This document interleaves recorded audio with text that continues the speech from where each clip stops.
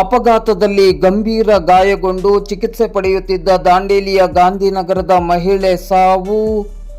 ಯಲ್ಲಾಪುರ ತಾಲೂಕಿನ ಉಮ್ಮಚಗಿ ಹತ್ತಿರ ದ್ವಿಚಕ್ರ ವಾಹನ ಸ್ಕಿಡ್ ಆಗಿ ಬಿದ್ದು ತಲೆಗೆ ಗಂಭೀರ ಗಾಯಗೊಂಡು ಹುಬ್ಬಳ್ಳಿಯ ಕೆಎಂಸಿ ಆಸ್ಪತ್ರೆಯಲ್ಲಿ ಚಿಕಿತ್ಸೆ ಪಡೆಯುತ್ತಿದ್ದ ದಾಂಡೇಲಿಯ ಗಾಂಧಿನಗರದ ಮಹಿಳೆ ಚಿಕಿತ್ಸೆ ಫಲಕಾರಿಯಾಗದೆ ಸಾವನ್ನಪ್ಪಿದ ಘಟನೆ ಇಂದು ಮಂಗಳವಾರ ಸಂಜೆ 5 ಗಂಟೆ ಸುಮಾರಿಗೆ ನಡೆದಿರುವ ಬಗ್ಗೆ ಮಾಧ್ಯಮಕ್ಕೆ ಮಾಹಿತಿ ಲಭ್ಯವಾಗಿದೆ.